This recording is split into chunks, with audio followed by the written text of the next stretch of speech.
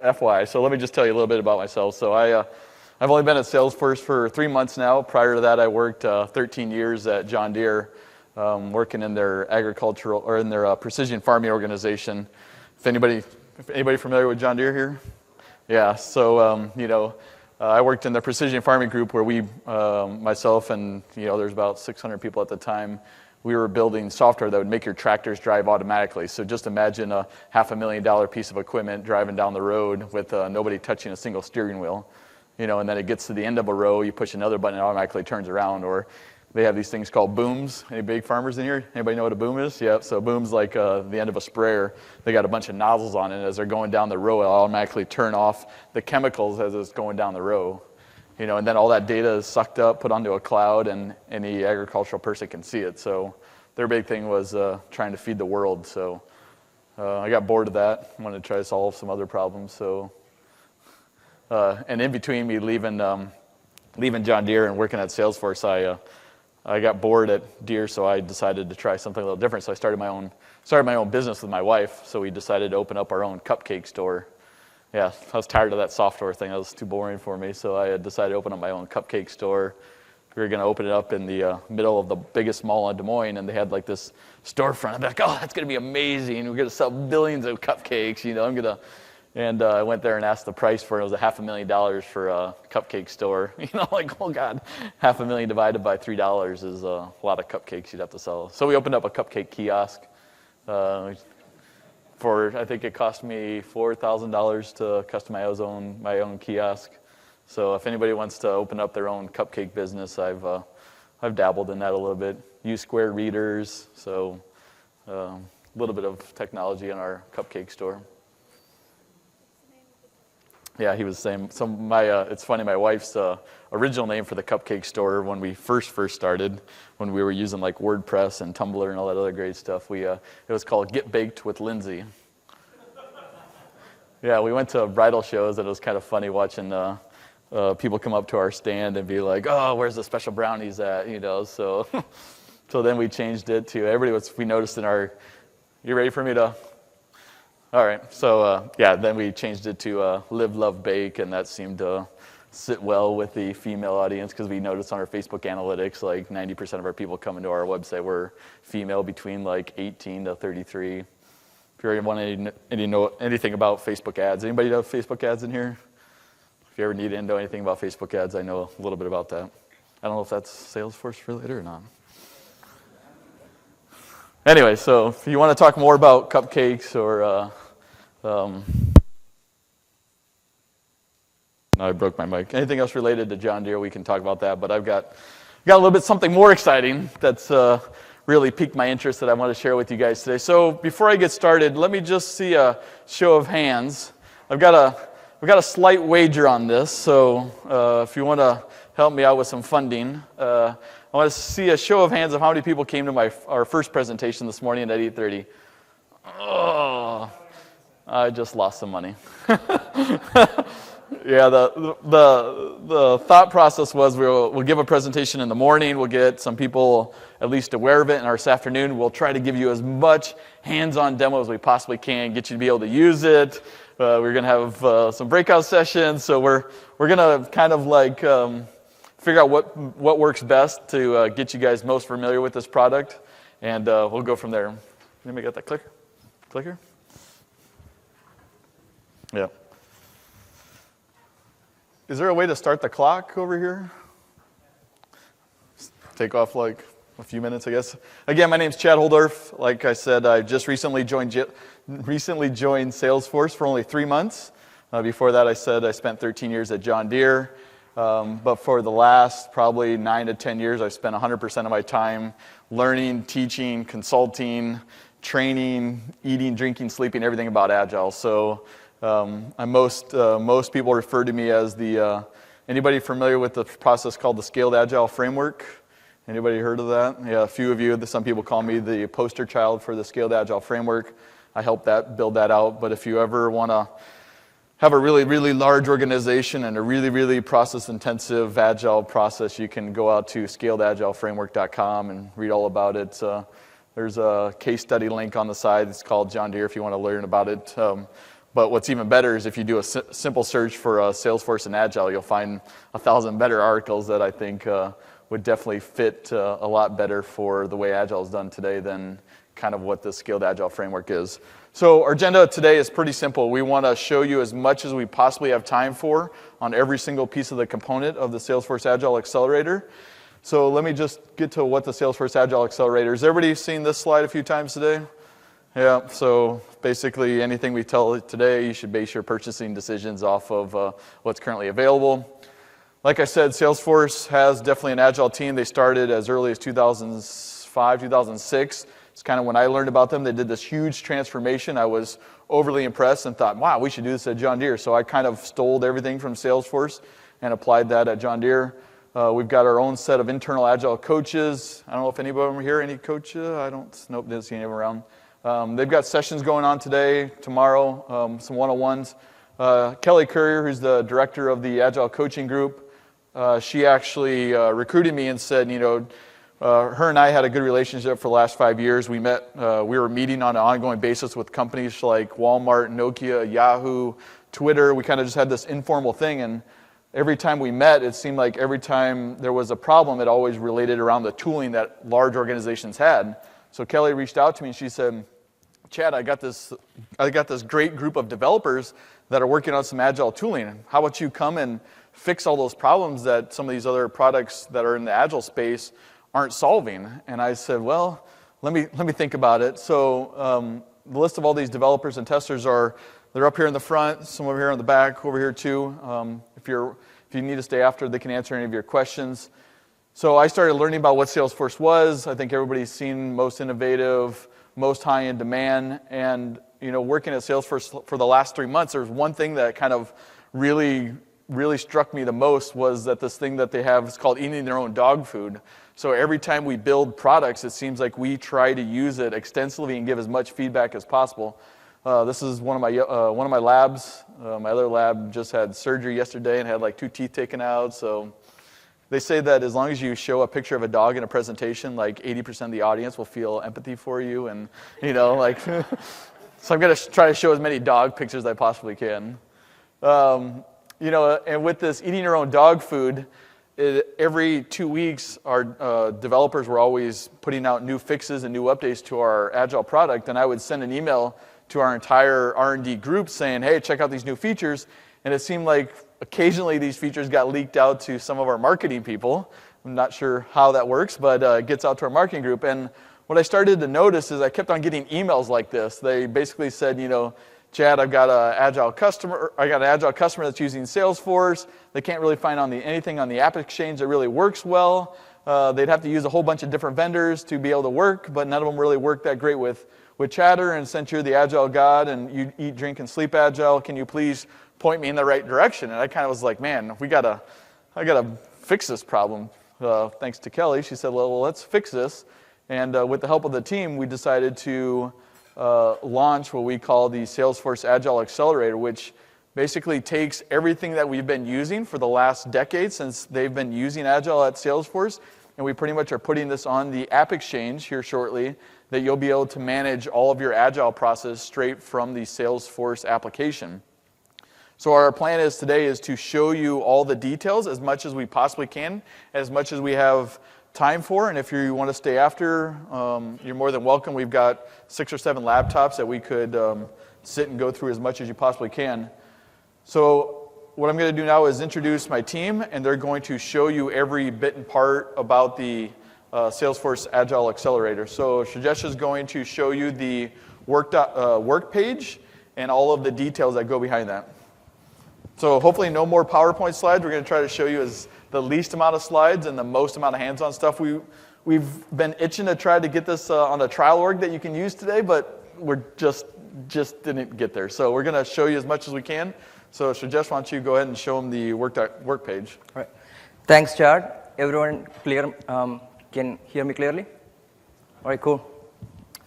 So Salesforce Agile Accelerator. This product is being used by many different types of people: product owner, manager, developers, QE engineers, business people. Lots of people use it.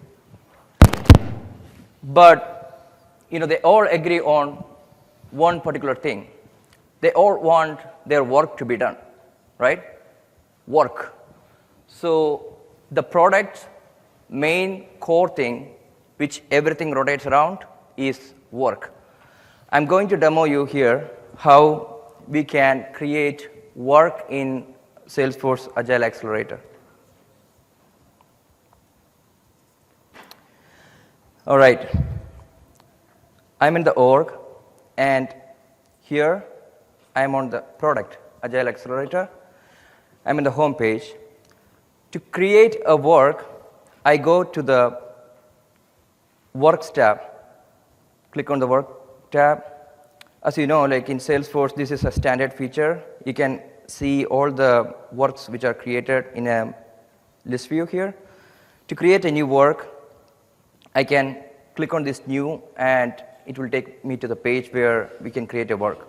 So let me just interrupt you. Let me just give you some context of what you're going to see on the screen. So we came up with this make-believe mapping company that does navigation. They're going to come out with iPhones. So you can see we've got a bunch of different stories that are related to navigation, related to point of interest, related to search. So that's the kind of the context of what we currently have loaded into our temporary org right now. Cool. So we define a work as of 3 different data types or record type in Salesforce words. Sorry, that's me.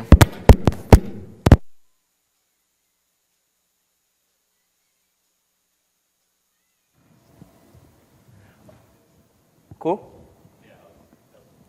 Okay. So we define work as of 3 different record types in our product. So let's start talking about creating a new feature. So a feature will be create a new user story in the product. So for that, I click on the new button. It takes different types of work, user story, click continue. As Chad explained, this is a navigation app, so I want a feature which fits into this navigation app. Does anybody have a feature they'd like to see on a navigation app? Okay, I have it. Does anybody have a feature they'd like to add? Is there a feature they'd like to see on a navigation app? Point distance? Point-to-point distance. Yeah. So let's introduce that feature to our product, right? Point-to-point navigation. So I gave the subject point-to-point navigation, and start typing in description as what you want. You want to elaborate on your story? I want to know how far it is from point A to point B. So that So that I know how much gas I have on. okay.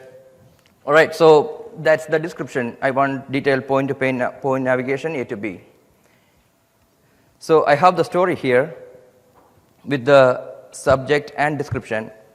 Now, we know that this feature should be taken by a team, but I don't know which team this story should go to, because there are like hundreds. In Salesforce, we have like 300 teams which work on different features. So we have this very cool feature in our product, which is called product tag.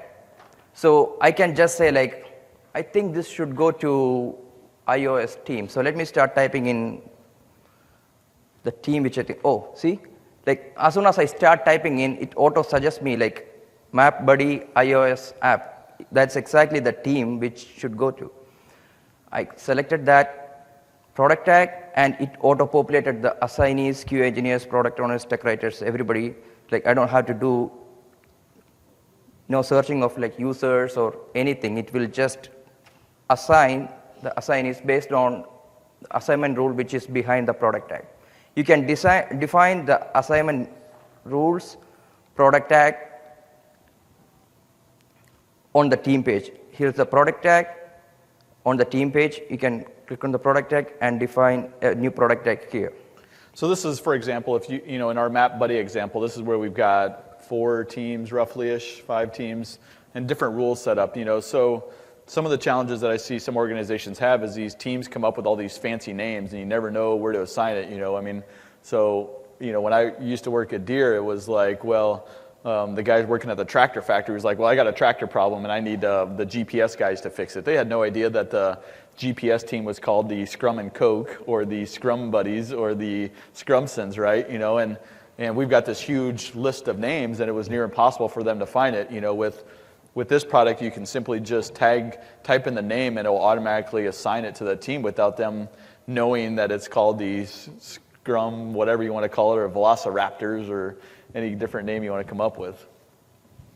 Yep. So I just saved, and that feature is already saved. Here I am seeing the feature which I just created, point-to-point navigation with the work ID on it. Now I created this work. I need this work to go to some sprint so that when teams start talking about what to be picked in a sprint, they need to see this story. So I can double-click on the sprint tab and start typing in. It will show the available sprints, the future sprints, and select one of the sprint. Also, you know, we know that product owners, they only consider things which are already top in the list, right? So I need to put this story to the top priority. So give the backlog rank of 1. Every new feature is priority 1, right? Yeah. Every feature is priority 1. So I have given those things. You see like how simple it is. Just double click on it, inline edit, you just type it. There's no editing, saving, waiting. So work tab is deeply integrated with Chatter.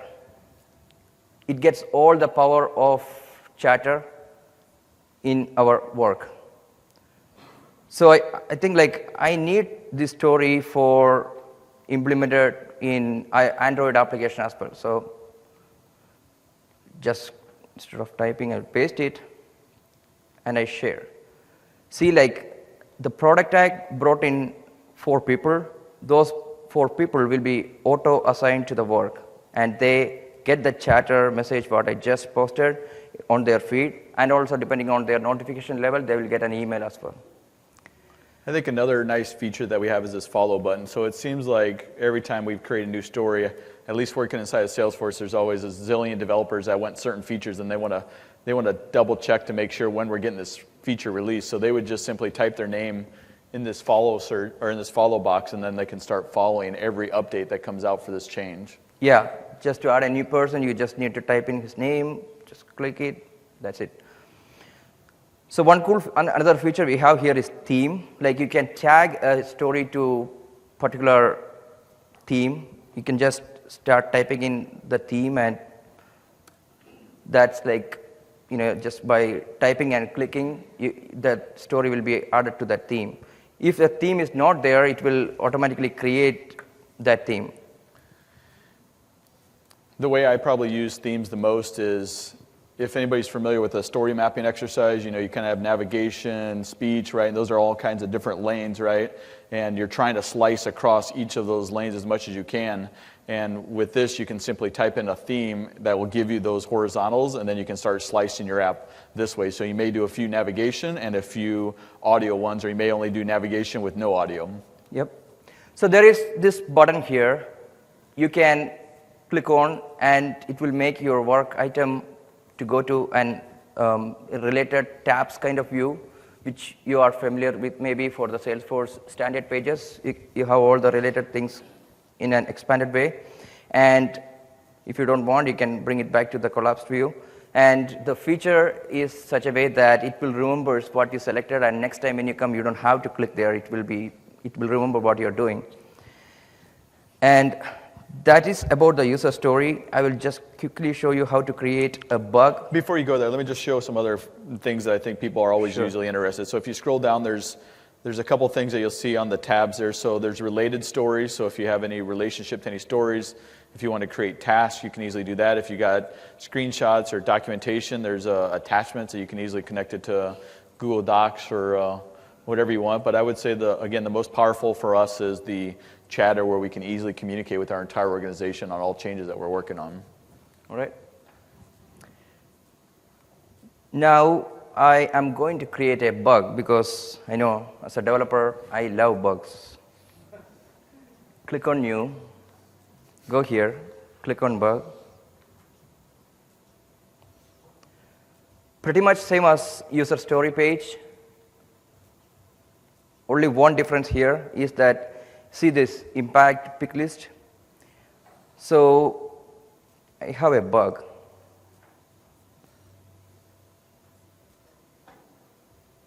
You can just make one up. Yeah.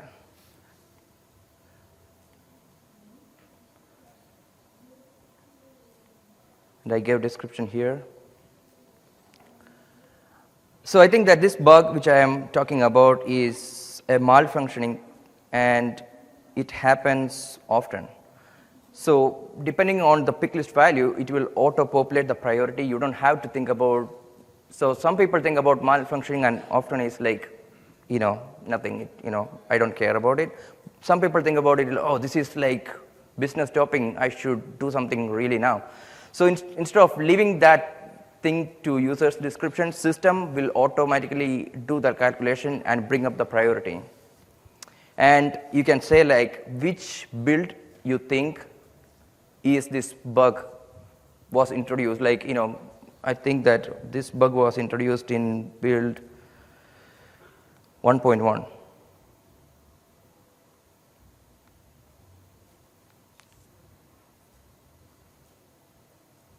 Yeah, see, the product tag, that is very important, right? Like, you cannot create a bug or user story without a product tag, because like if you're creating a feature or a bug and if no team is picking up that work, you are doing something, doesn't make any value because nobody will be looking at it. So I need this to go to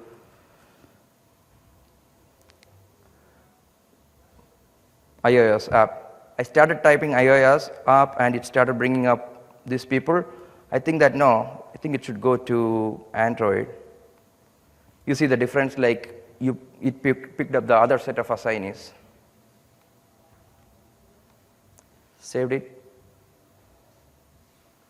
Also, one last thing to say here is like you can create tasks really easy here. Earlier we had the task creation a little bit tedious, that the users has to go to a different page and like start typing in task, bring it back to this page. It was a little bit difficult. Now we introduce this inline editing here. You can just double click it, create a task, put hours, change assignee, that's it. And once this task is completed, you can just simply drag it to the completed section. So that is pretty much about work, and my colleagues here will be explaining more about like what all are the other features, which is, as I said, like revolving around the work and make this product a cool one. And I'll be here for the Q&A section. Thank you.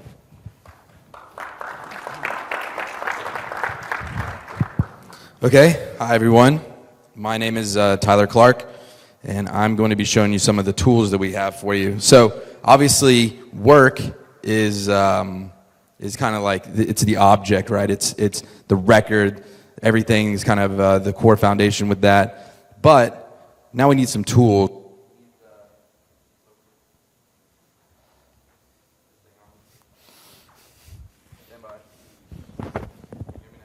Nope.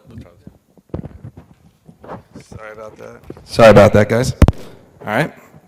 So now we need some tools to work with these work records. So the first thing that I'm gonna show you, and I'm gonna have to show you this pretty fast, but we'll be behind to show you guys everything, in detail, very thorough. We can go through and you can ask me a million questions if you want to. So first thing we're gonna look at is the virtual wall. So most of you guys are probably familiar with Scrum. Can I get a raise of hands?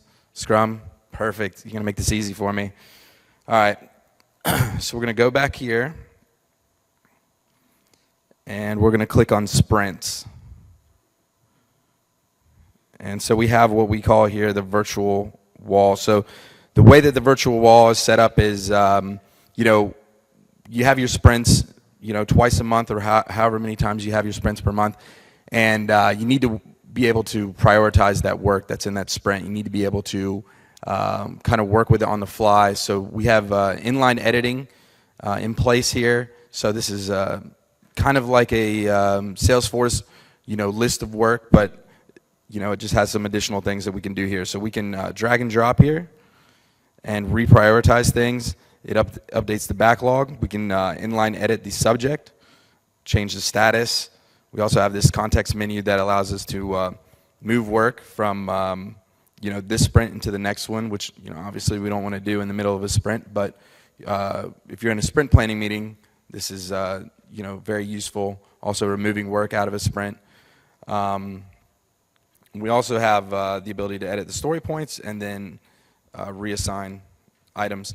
And I'll go over, like I said, I'm going to have to go over this stuff pretty quickly here, but you can add new work right from the virtual wall. We can filter, so you can see here we have a lot of stuff that's already got a bunch of different themes to it, different types of you know, record types and open and close stories. So you can use the filter menu to kind of adjust like what you want to see. We also have this guy here, and this lets you drill down. So like if we just want to see the stuff that I'm working on, there you go.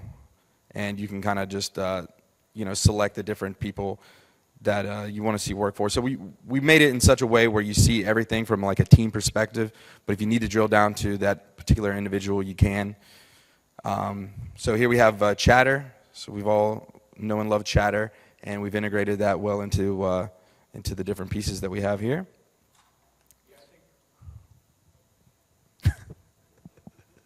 All right, I'm going to keep going. So, all right, so here we have some of the details on the sprint, pretty standard stuff, right? So you go in, you set up your sprints, it tells you the amount of work days you have, the number of hours that are in a day. It's assigned to, you know, to a particular Scrum team, and then everyone knows, you know, retrospectives, part of Scrum. So we have all these, you know, different details. You can come in here, you can edit, go backwards and forwards using these navigation buttons to go to the previous sprint, look at the stuff that you need to look at there. We have the velocity in here, the planned velocity, the amount of days that are left in a sprint. So when we look at this chart here, it's going to look kind of outrageous because we added in some late entries. So, you know, obviously, here, see if this one works for you again. All right. So we didn't have any of these problems in the earlier session, I promise. Okay, so and you know, we have the sprint burn down charts that kind of tell you, like, you know, what's going on with your work and how we're doing with tasks and task management. We have all this. We have this chart with the assignees. So can everyone hear me? Seems like I got a little bit lower. Okay. Okay. So whenever you create the task items in the virtual wall or within the work page, the amount of hours that are assigned to you show up in green, and then, you know, over allocations in red, and then available allocations in blue. We also have the team velocity chart. So this team velocity chart will actually show you your average velocity and actual velocity, so you can kind of gauge how you're doing. So when you walk into your sprint plans, you kind of know what it is that you're going to be kind of walking into there. All right. So I'm going to go back real quickly since I have a little bit more time. Show you a couple more things. So we have two different views for the virtual wall. So this is the compact view. This is my favorite view because I can kind of look at everything really quickly. From a team perspective, I can kind of see, you know, what everyone's working on for that day. It's great for stand-ups or when you're about to walk into a stand-up. And then we also have this expanded view. So the expanded view is very similar to the collapsed view, except we get tasks. So, and you saw earlier, we can just double-click right there and add a task, and they're drag and droppable. So as soon as you add a task and you want to move it into a completed status or move something back in progress, you can do that. We're also using the power of the streaming API, the Salesforce streaming API on this. So whenever someone else updates this wall, it gets streamed in, the task will show, the work item will show.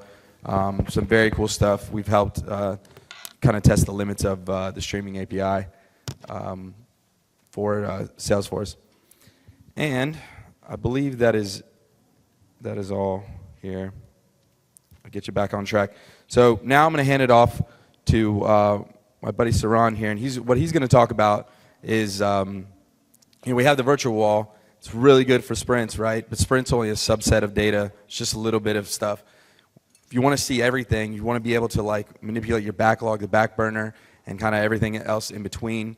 You kind of need a virtual wall for that too. So we came up with the idea of the unified wall. So now I'm going to hand it off to Saran. Thank you. Yeah, just before he goes, the way I think about the different kind of views is you have the unified wall, which is where the product manager probably spends most of his or her time organizing the work. But the unified wall that Tyler just showed you is probably where the team will spend 99% of their time just managing their simple backlog, trying to get things done. They don't have a view of the 10,000 things that everybody's requesting. It's just a small subset of the work that they've got to get done here in the next few weeks. And just another note, you did see up in the top left corner of the virtual wall, I'll just hold on to it. Most of our teams at Salesforce do 2-week sprints. So across the top you saw A and B. So that's the nomenclature that we use here at Salesforce. So the first 15 days are A, the second 15 days are B, if that helps you at all. Thanks, Chad. How many of you have seen Lord of the Rings? So you know the cool ring of Mordor, right? That rules everything. That's the unified wall for us. I don't know. Here, just take that off. This doesn't look.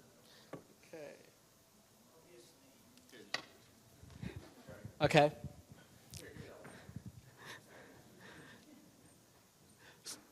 So unified wall is our one-stop tool that basically prioritizes the user stories, the sprints, ideas, everything that the team has. The product owner uses the unified wall to prioritize the list of items for the release. As you know, Salesforce has released every 4 months, and we have a bi-weekly sprints. With the unified wall, what you can do is prioritize your backlog so that you can get your sprints to be in working order and get all the stories into the sprint. Let me do a small demo of that.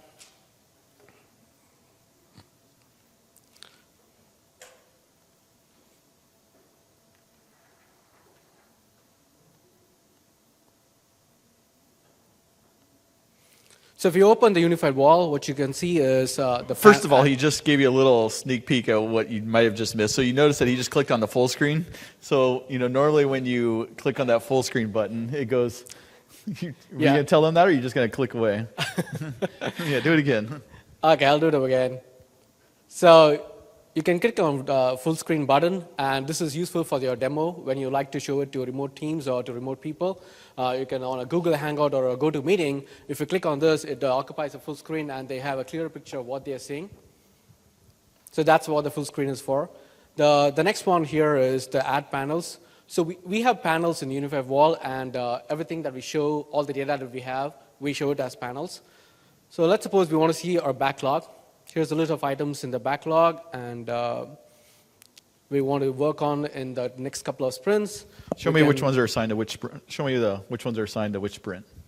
Okay. We can click on the toggle button. Let me actually. This is taking a little bit of time. So these are a list of, you can see the sprints, items that have been assigned to a sprint. Some of them have been assigned, some of them are still empty, which means that we need to assign them to sprints to complete our user stories for the release. We also have other panels like other items that we can show, like the QA engineer, the product owner, the teams for the sprint, the tasks. If you have tasks already in the stories, you can just go to this one-stop page and view all the tasks for these stories in the backlog.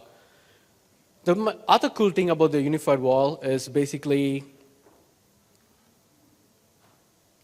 when you want to prioritize your sprint. Let's suppose you want to come up with a new sprint. And at the end of the sprint, you want to populate a new sprint and drag stories from the backlog to your sprint. All you have to do is click on some of the stories, drag them over to the sprint, and voila, they'll be populated.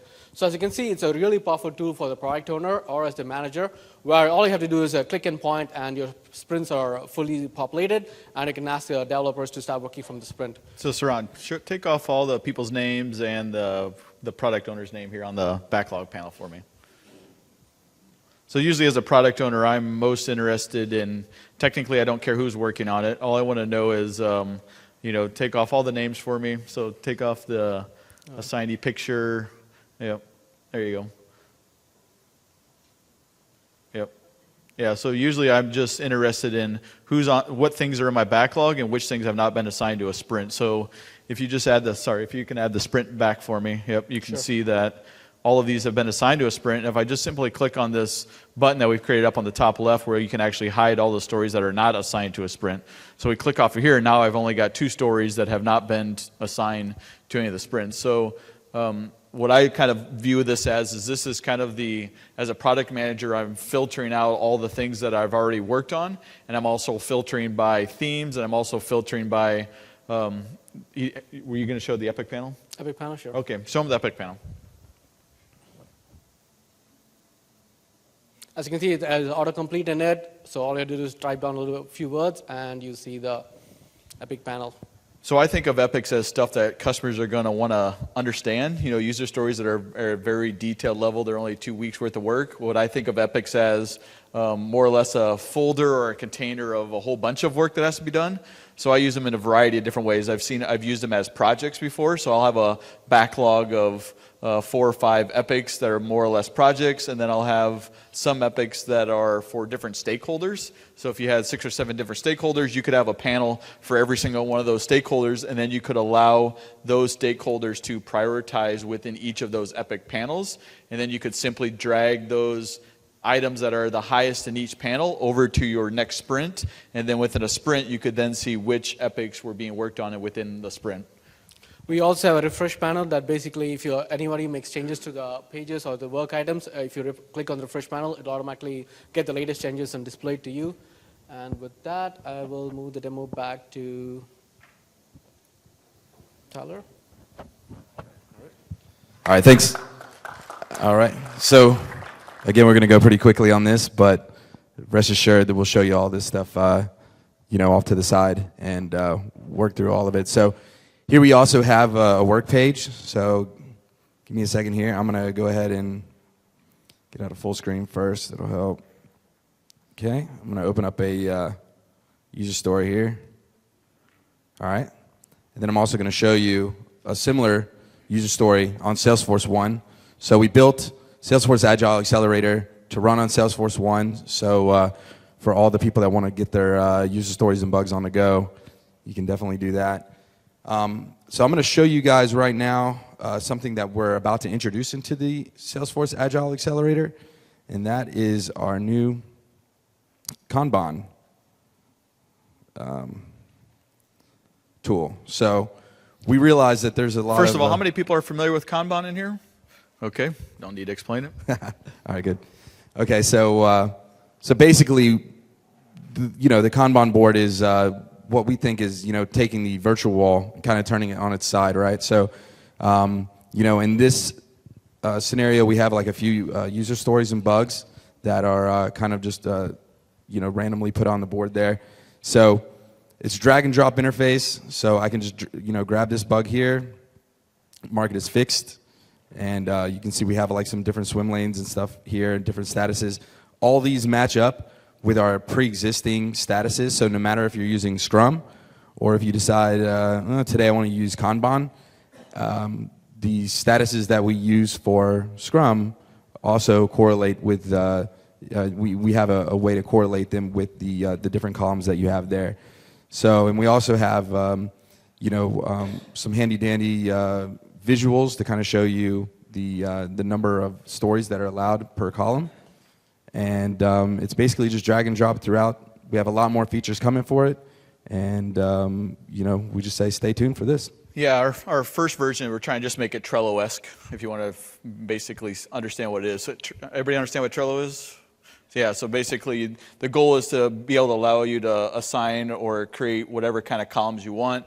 be able to move this through. And our first step is to make this for our development organization, but long term you could think that anybody in sales or marketing or anybody that's just managing the work. So Scrum is much more of a 2-week time slot, where Kanban is more just continuous flow, so you're just constantly moving work through the system. So you can create whatever columns you want. You could also call the top section Project 1 or Customer 1, and if you scroll down a little bit, Tyler, for me, you can then say, oh, here are all of Customer 2. So they're different swim lanes or whatever you want to call them, but you could have different views for different customers, different projects, different class of service, whatever you want to call it. But you could create as many swim lanes as you want, and you could decide to hide or show your work in progress limit if you felt like you were getting too many things being worked on at one time. Right. And all the columns are configurable at the team level. So within Salesforce we have 300 or 400 teams, and they are all different types. Some work on mobile, some work on core, some work in IT. So the columns definitely are configurable with all their limits, and this is a very open tool. So that's our quick demo. I think, Tyler, can you switch back to the slide? So our next steps from here is we're going to do a private beta. We want to get some customers' feedback, make sure we've got everything that we need prior to putting on the App Exchange. If private beta goes well, we will quickly put it on the App Exchange.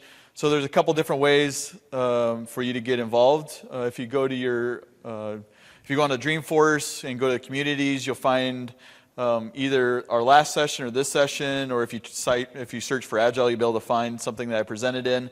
You just listed your name. If you list your name there and say, hey, Chad, I'd be interested, please contact me, or you can contact your account executive and they'll reach out to us. Or the third option, which seems to be working the most easiest, I would say, is bring up your business card and say, hey, Chad, give me your business card, and let's see if I can be part of this beta. We're kind of looking for people that have some experience with Agile, both at a large and a small organization. So those are kind of the 3 different ways that you can get access to this private beta. We were working on some trial stuff, but we didn't quite get that done prior to Dreamforce. So I think that's all we have. We'll field some more questions, and if you want to, James, why don't you go in the back? If you want to get out of here quick and you want to be part of the private beta, just see James in the back corner, hand your business card. But if you want to stop and ask us more questions or see more stuff, we can easily do all that stuff up here too. Thank you. Thank you. Questions before anybody leaves? Yep, go ahead. Stand-up tool. Do you guys have a stand-up tool? Yeah, so we 99% of the time we're just using. Tyler, can you back to the unified wall for me? Yeah, I saw the unified wall, but it's like, I guess traditionally when I think of stand-up report, I think of what did I do yesterday, Sure. today, or like that. So that was like kind of like. So for us personally, we're just using the unified wall, the virtual wall for all of our daily stand-ups. We're usually looking at it at a task view. We're usually going down the list either by person or by whatever's highest priority or by task. So 99% of the time we're just using our virtual wall. Yeah, go ahead. Go to the mic, yeah, so everybody else can hear you. His question was, what page are you using for your daily stand-ups? 99% of the time we're just using our virtual wall. Can you turn his mic on? Yep. What's the number on that? 4? Number 4? Yeah, go ahead. Yeah, talk away. Yeah, go ahead.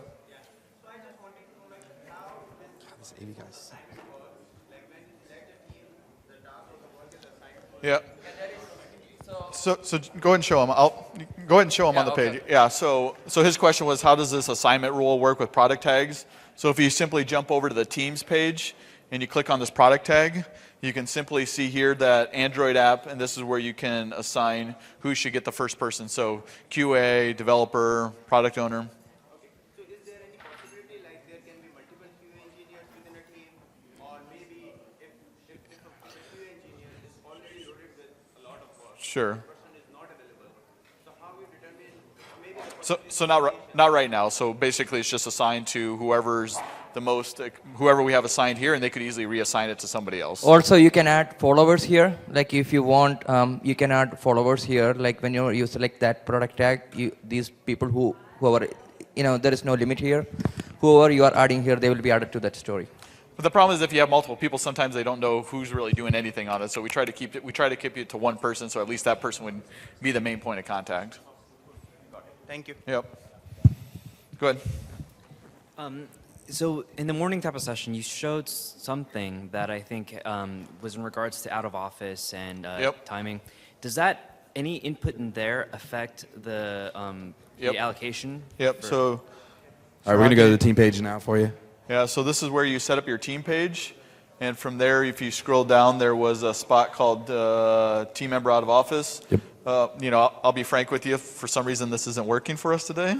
But to be honest, what you would do is you would list your names there. And for example, we're all out of office with Dreamforce. So that would automatically change there. And then when you go back to the virtual wall where you see the allocation, that would then be reduced. Yeah, there's actually an out of office tab that I should just go into now. And whenever you input your name into the out of office logs, it'll show up there on the team page. That's perfect. Ta-da.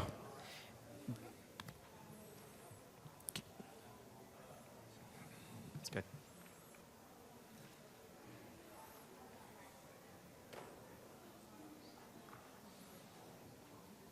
They didn't believe me that it wasn't working. You got to make sure on the right team. Way to point them out that it is not working. Told you it wasn't working. Other questions? Yeah, go ahead. Question on story point metrics. Like I saw, 2, 5, 10, 13 and stuff. Can you change that, like for days or t-shirt size? Yeah, you can. Yeah, so click right here on edit. So the story point scale right here. So we just default to the Fibonacci scale, but you can input anything you want. So t-shirt size or 1, 2, 3. If you'd like to debate about points versus hours, we could probably have a few drinks, right? Okay, good. Do you have a question? Yeah, the initial email was showing PPM. Is there any plan to embed a project portfolio management? It's coming. So you can see that. Can you go over and click on Epic? So at Salesforce, we do our hierarchy is user stories, and then the epics, and then those epics connect to projects, and then those projects connect to programs, and then from the goal is to be able to add like start and end dates for the projects and programs. So then you could easily get silly with Gantt charts, and you could have roll-ups of points. So yeah, my experience is so you can see this is an epic here. All the stories are listed across the bottom down there, and you can customize this too. So you could add start dates, but that's there's a wide perspective. So when I worked at Deere, they were much more portfolio driven, very top down. This is what we're going to do. My experience with Salesforce is much more, which is a totally different world for me. So this has been phenomenal for Salesforce, but I could see why other companies want to do the whole portfolio and all that other good stuff. Yeah, there's a YouTube that I've done on portfolio planning, so I've been down that road and connecting stories up and adding points. It's tricky, but it can be done. Thank you. Yep. Could you provide some real-world examples of what a program is in Salesforce versus the projects that below it? Yeah, so you can. Something that you've already delivered. Yeah, I think the easy example is like, so we would have at the program level, we would have like 194 or 196, which is our big, right? So then underneath of there, work.com would have specific, it would say work.com project 1 or project 2, right? So they would be delivering a whole bunch of things, and those would be line items for a project. So at the very top level would be your 194 release, and underneath there would be maybe work.com, Salesforce Agile Accelerator, Wave version 1, right? And then you click underneath that, and then let's go to Salesforce. So you click on Salesforce Agile Accelerator version 1, and then it goes down to an epic that, hey, we want to provide unified wall features, blah, blah, blah, unified wall feature 2. And then from there, it goes into all of the stories that they're working on, and then that would connect up. So that's one way of doing it. The other way, at a very top level, you could say Salesforce mobile, right? Let's just say we're coming out with that, right? And then you could list all the things that are going on the Salesforce mobile as a next level down, right? And then you could then go down to an epic that would be another subset of things, and then the story. So technically you can mix and match them however you want. My experience is in most organizations you have to get some common agreement on what's going to go at which levels, but I've seen it all over the board with releases, all the way to a portfolio item to that kind of stuff. I see. Okay. All right. Thank you. Yep. Yeah, go ahead. Either one of you. Yeah, so we talk a little bit more about the bugs and who's allowed to create bugs as a developer, and then the life cycle of closing the bug. So his question was, how do you guys handle bugs? Anybody can create bugs, or Anybody can create a work, so bug is just a work, so anybody can create a bug. yeah. So at Salesforce, where we've got all of our development teams, they all use this product. So I get a good couple hundred, plus new ideas that people are wanting to add, right? So those then all get signed to me. If another team finds, like yesterday, I saw one where something with hours weren't adding up, and he simply assigned a bug to me. It came to me. Then I was like, do I want to work on this now? Do I want to work on it later? I put it in my continuous improvement bucket list of stuff and prioritized it within there, compared to maybe another bucket of work I have is version 1 of our Salesforce Agile Accelerator. Another bucket is like our service group needs a lot of changes, so I've got a list of stuff there, and I'm trying to pick and choose which stuff would work best. Yeah. So anybody can create it. Yeah. It's all updatable by anyone. Like, we are not closing it down to a particular person who is assigned can close it. It's not like that. Anybody can close the bug, anybody can open the bug, or anybody can edit it. Because we want to give the flexibility to the entire teams. Like, if that bug is going to a different team, or like somebody else think that, oh, this work, even though it is assigned to this person, actually this is not, whatever is supposed to be done. I can just go ahead and do it. Yeah, I mean, I'll have to tell you, but you got to build a cultural level in your organization to do this stuff. When he says anybody can do it, I've been in organizations where it's like, hell no, it only can be if there's a QE person. We're going to lock this stuff down, and we don't trust them damn developers to do anything, right? That's a good point. So there's a culture or thing behind Agile. If you're looking for features like that, I'll be frank with you, I'm probably not going to go off and create a non-cultural Agile-based tool. I'm not calling your stuff non-cultural. I'm just. One more thing to add to that is like being in the Salesforce platform, you get all those features like automatic logging of whatever somebody is doing. It's already done. Like, you don't have to do anything extra. So if you think like somebody goes behind the scene and close the work, you pretty much know who does it. Like, you can just go and query and you'll know. Yeah, and just to add to that, so yeah, we do have auditing. We do have the ability to lock down records if we need to. So like when things are shipping and we need to make sure that no one can change anything in a build, we do have the ability to lock things down like that. And then also just to add on how we add our work, bugs and user stories and investigations. We also, are you familiar with publisher actions? Okay, so we have publisher actions that are set up to do that, so we can do those on the mobile product as well and in the chatter feed. Yeah, they're giving you the possibilities. I'm just saying, like, I'm much more on the cultural, this is the way your organization has to work versus building it into an app. So, speaking of defects or bugs, Yeah. they don't not necessarily just get fixed in one place. They're going to get fixed Sure. in multiple releases or branches. So, whatever you are putting out, starting with private beta and taking the product to Yeah. the finish line, will there be also a ready-made standard object where that is connected to this parent defect object, which has this list of releases? So for each release, you can tell, is that bug?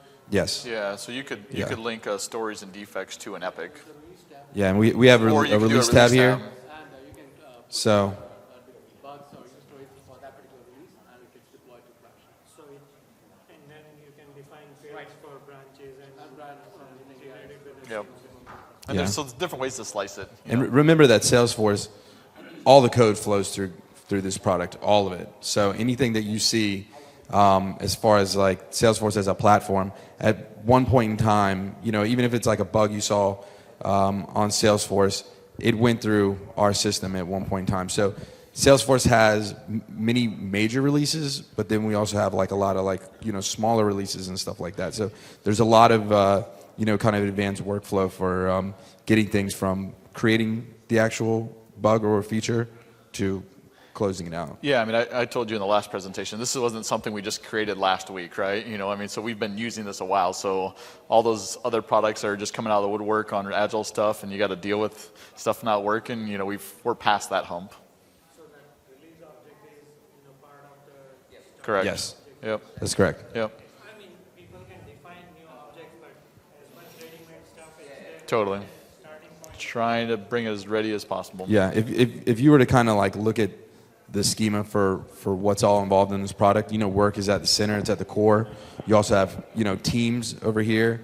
You have themes for the work items. You have your chatter that's related to the work item. You have your releases and your builds that are related to the work items as well. And then your sprints. And then, obviously like the epics and, all the different things to kind of drill down. You can use describe API, like if you want to do it in an API level to see what the objects which are used in this product, or you can go to developer console. Other questions? Yeah, go ahead. I had another question. So regarding sprint planning, say you have a team of like 6 or 7. How do you guys plan? How do you guys how do you estimate internally? And do you guys use this tool for estimation? Yeah, so we don't use anything else. I mean, How do you do that? Do you guys have like a planning focus session? so they're all based in Tampa, and I'm based in Des Moines, Iowa. Okay, so when we get to our sprint planning, Tyler, could you go to the unified wall for me? Sorry, virtual wall. Jeez. So, for example, can you go to the next sprint, maybe? Or no, so you can see here on the right-hand side are all your stories on the left, all your story points are on the right. So let's say we're going to work on this. Now you jumped to this. But, sorry, I was... Yeah, so say we're going to click on this text to friend ETA. That's going to be our story, right? So what would usually happen is we would simply open it up. We would look at the task that we want to have for this. Oh, okay, you want me to stay in there. Got it. Thanks. So the team would talk about the task required to complete this. They would give some hours estimate with it, and then they would say, on the count of 3, how many story points do you think this is? Now, this is the way our team does it. I've been with a zillion other teams that don't even do task, right? So they would pull it up, they would discuss it for, I know, patience for me. And they would just simply give a, count and say 1, 2, 3, how many story points do you think this is? And they would just give it points. This team does hours and then they add a point, but it's not the end of the world for me, so it's not something I have to fight right now. Yeah, just for us, it's convenient if we write out our tasks before we do story pointing, then we kind of we've kind of thought things through a little bit better, so we know exactly. And then as a team, and every team within Salesforce is different, we kind of know based off the Fibonacci scale, like, how big or small, like, a particular item is going to be. Yeah, so what usually happens when we do sprint planning, we usually task and point more stories than we're going to get done, right? And all those stories that we point usually go into the back of into the backlog, right? So I at least have a little bit of runway of how many story points some of the work is going to be, right? And then I simply have all my epics pulled up. I'm dragging them into sprints. I know that my team gets roughly 15 points worth of stuff done every sprint. I know how many, we've already gave me enough run room that I can add some more stuff to a specific sprint, but I can usually gauge how big things are, at least have some ballpark worth of stuff. I always joke with the team that they always get 12 stories done every sprint anyway, so why are we even story pointing it? And they argue back, like, it just makes us confident that we know what we're going to get done. No, okay, we'll continue to do it. One more thing there, you can go to the sprint details tab and charts, and here you can see for the last 3 sprints what was the average velocity of the thing, so you can just do.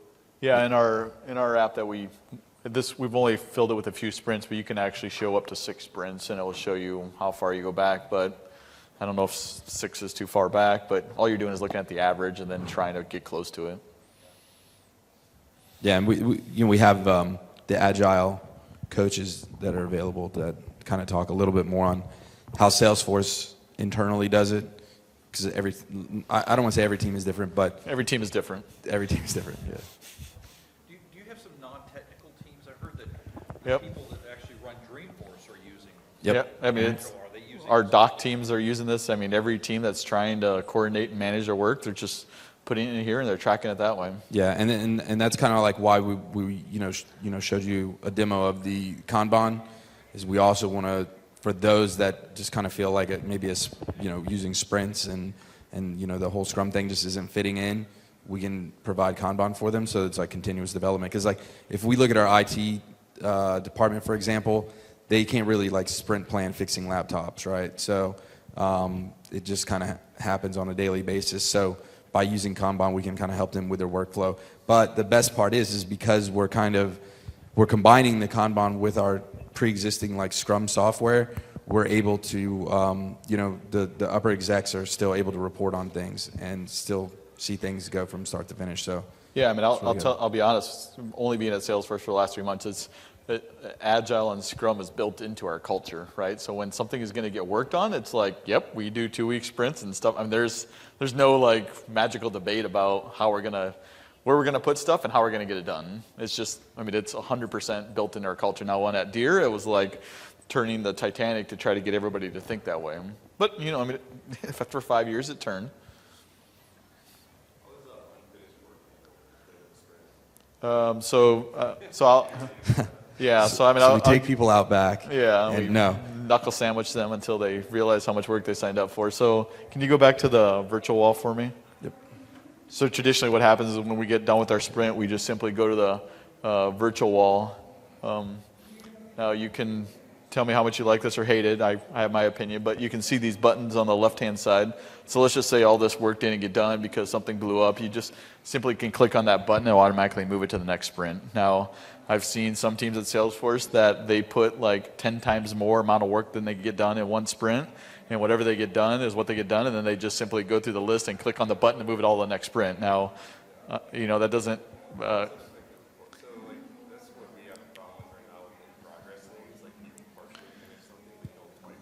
Sure. Sure. I think... Yeah, I mean, I think what I'm most excited about here in the next 6 months is hooking up all the Wave and analytics stuff to all this objects, and you can run some custom reports and say, you can go nutty on different reports. So if you're a Scrum Master or manager, you can slap your people with some reports.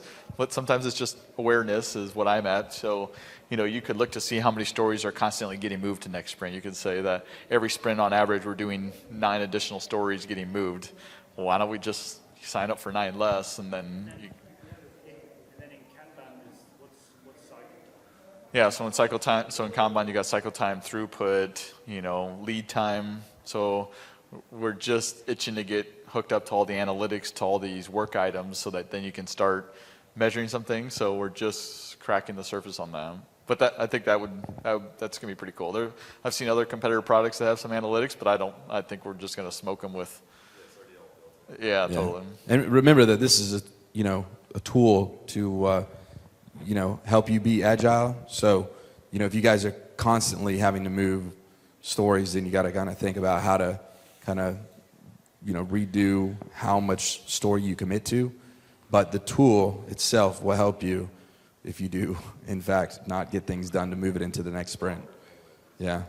Yeah. And you can also remove things from a sprint altogether, not just move it to the next. So, if you're in a sprint planning, what we do is we usually take a lot of stuff from the backlog before sprint planning, put it into the sprint, and then sit there as a group in the sprint and basically find the cutoff point for what we can and can't handle, and then move everything else out. Every team's a little different. Every team is a little different.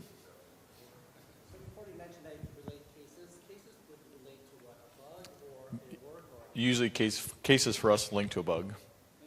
Yeah. Right. But you could put them to a story in case you didn't think it was Yeah. Sometimes a bug will then turn into a user story. The product owner's like, it was working as designed. Yeah. It's more feature request. Like the customer's calling up saying, why can't I view my charts on Android? And they go, well, we don't have Android support. So then they may say that's not a bug, that's a user story. But it's all ties into my favorite as designed answer. Yeah. And we do have like integration internally with Salesforce that, turns cases into bugs and investigations and all that good stuff. How does the idea exchange incorporate? How does a product manager take the ideas they see and all the points and the comments and then turn that into a story? Yeah. You can answer. No. I know this is like, I know the answer. say the answer. I'm not so I don't think it, so I think it does work, but we're not using it today, right? Yeah. So Salesforce has, and James, correct me if I'm wrong, Salesforce has a tool that takes the idea, well, we have like our own internal idea exchange that can kick out, user stories and bugs. Are you talking about like the idea exchange? Do you have any app? Yeah, I'm talking about your internal deployment of ideas that's exposed in the So community. your internal deployment of ideas isn't yet connected to our product. That would be No, I'm talking Yeah. about your ideas. our ideas. Yeah, I want to know how your ideas flow into, how does a product No, I thought you were sorry. I thought you were talking about if you're a customer, you can go on and list ideas and people can vote them up, right? Right. Is that the one you're talking about? Yeah, I'm talking about when I go to Salesforce community and Yeah, I okay. want to vote for 3-4 column dashboard. Right. Yes, and so for that we have the ability to bring those ideas in, and then when we complete user stories, we can then say, hey, 200 ideas on idea exchange, 72 have been completed in this release. But what would be cool is to have idea exchange as well for like other companies can have their own version of idea exchange. Right. Yeah. Just to kind of put the pieces of the puzzle together. Yeah, we got the idea from Salesforce.com has this idea exchange, and we want to be able to take those ideas and put them into, our internal system. Automatically have them update to the thing, show the Yeah, status on here. and we like that so much that we actually built an idea exchange that will work on, any Salesforce org to tie this stuff together. But we have not tied it into this product yet. So, but it's obviously the next step. So could you talk to me a little bit about the productizing of this? Did I hear you guys, is this falling under your work.com? No. No, I was just saying work.com was an example of, so work.com, where did I start? So the previous product manager, my successor, he's now on work.com. Okay. And he's using this tool. And everybody's using it, Yeah. yeah. So Wave, everybody's using it. Tell me a little bit more about the productizing of it. You said earlier this morning you're still trying to, you have some internal discussions of whether this is going to be free or whether it's going to be paid. So could you talk a little bit about how you make those decisions? What's going to go into those decisions? But yeah, first off, like they have a team, like a marketing team in Salesforce, and like who's gone and researched and all kinds of things. And then most want to do is case studies with all these business models and just ask you, like, hey, how was it successful? What is this going to fit? And then they will come back and tell us, hey, So it's going to be like good lead generation for the service cloud, so let's showcase the platform and have it fit. Or this is good and the price point feels like this because they wouldn't buy these licenses or an additional license of this. So we're working with Ryan Ellis, the VP of the App Exchange, and he's kind of guiding us through this. He's just like, get it ready, make it look good, present on it, get some customers, and we'll.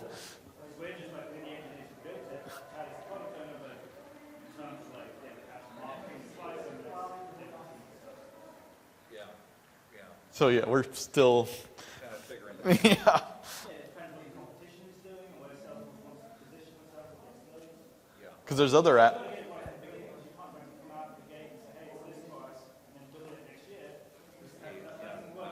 Yeah. No. So I'm an implementation partner, and I would love this tool from